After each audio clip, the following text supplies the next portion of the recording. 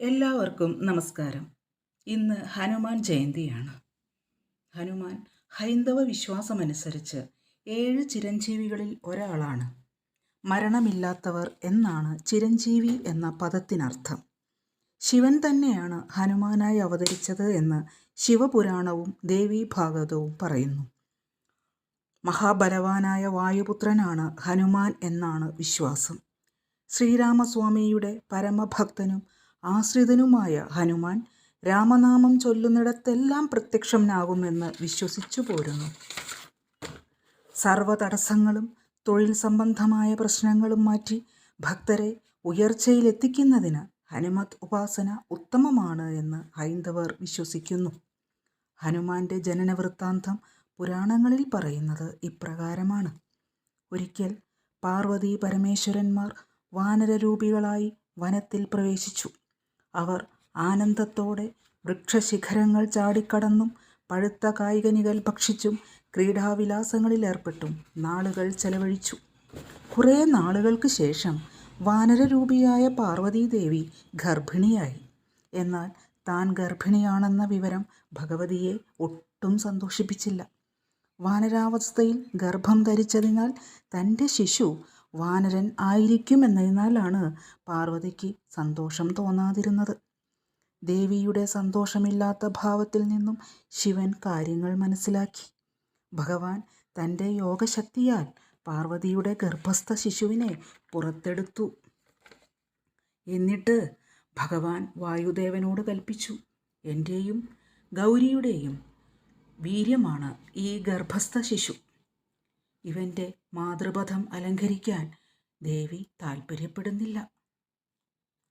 ഇവനെ സംരക്ഷിക്കുവാൻ ഞാൻ അങ്ങയോട് ആവശ്യപ്പെടുന്നു.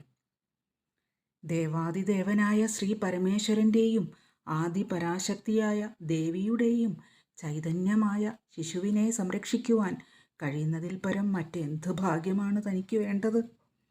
ആനന്ദത്താൽ മതിമറന്ന വായുദേവൻ ഇങ്ങനെ പറഞ്ഞുകൊണ്ട് ശിവനിൽ നിന്നും ഗർഭസ്ഥ ശിശുവിനെ ഏറ്റുവാങ്ങി. വായുദേവൻ ആ ഗർഭസ്ഥ ശിശുവിനെ മാറോട് ചേർത്ത് പിടിച്ചുകൊണ്ട് ത്രിലോകങ്ങളിലും സഞ്ചരിച്ചു. അപ്പോൾ വായുഭഗവാന് ഒരു സംശയം തോന്നി. ഈ ഗർഭസ്ഥ ശിശു ആരിലൂടെ ജനിക്കും? അക്കാലത്ത് കേസരി എന്ന വാനരരാജൻ്റെ പത്നിയായ അഞ്ജന പുത്ര ലാഭാർത്ഥം ശിശുവിനെ തപസ് ചെയ്യുന്ന വിവരം വായുഭഗവാൻ അറിഞ്ഞു. അദ്ദേഹം അഞ്ജനയ്ക്ക് മുന്നിൽ പ്രത്യക്ഷനായി. എന്നിട്ട് പറഞ്ഞു, പുത്രലാഭാർത്ഥം നീ അനുഷ്ഠിക്കുന്ന തപസ് മതിയാക്കൂ. ഊഷരമായ നിന്റെ ഗർഭപാത്രത്തിനുള്ളിൽ ഞാനിതാ ശിവശക്തി ചൈതന്യമുള്ള ഒരു ശിശുവിനെ നിക്ഷേപിക്കുന്നു. അവന് വേണ്ടുന്ന പരിചര്യ ചെയ്ത് അവനെ ശുശ്രൂഷിച്ച് നീ ജീവിക്കുക. അഞ്ജനയ്ക്ക് അതിയായ സന്തോഷമുണ്ടായി. ഇരു കൈകളും കൂപ്പി വായുദേവന് സ്തുതി പറഞ്ഞുകൊണ്ട് ആ ഗർഭം ഏറ്റുവാങ്ങി. അങ്ങനെ ദിനങ്ങൾ കടന്നുപോയി. അഞ്ജന സൂര്യതേജസ്വിയും ബലവാനുമായ ഒരു പുത്രന് ജന്മം നൽകി. അവൻ്റെ ജന്മത്തിൽ പ്രപഞ്ചവാസികളെല്ലാം ആഹ്ലാദിച്ചു. വാനരരൂപിയായ ആ ശിശുവിൻ്റെ തേജസ് ആരുടെയും മനം മയക്കുന്നതായിരുന്നു. അഞ്ജനയുടെ മകനായ ആ ശിശുവാണ് പിൽക്കാലത്ത് ഹനുമാൻ എന്ന പേരിൽ പുരാണ പ്രസിദ്ധനായി തീർന്നത്. രാക്ഷസ രാജാവായ രാവണൻ്റെ തടവിൽ നിന്നും രാമൻ്റെ ഭാര്യയായ സീതയെ വീണ്ടെടുക്കാനുള്ള ദൗത്യത്തിൽ രാമനു വേണ്ടി ദൂതുപോയത് ആണ് ഹനുമാൻ ചെയ്ത കൃത്യങ്ങളിൽ പ്രധാനപ്പെട്ടത്. വാനരരൂപത്തിൽ ആരാധിക്കപ്പെടുന്ന ഇദ്ദേഹം തൻ്റെ ബുദ്ധിശക്തി കൊണ്ടും രാമനോടുള്ള വിശ്വാസ്യത കൊണ്ടും ഹിന്ദു വിശ്വാസത്തിൽ പ്രധാനപ്പെട്ടൊരു ദേവനായി അറിയപ്പെടുന്നു.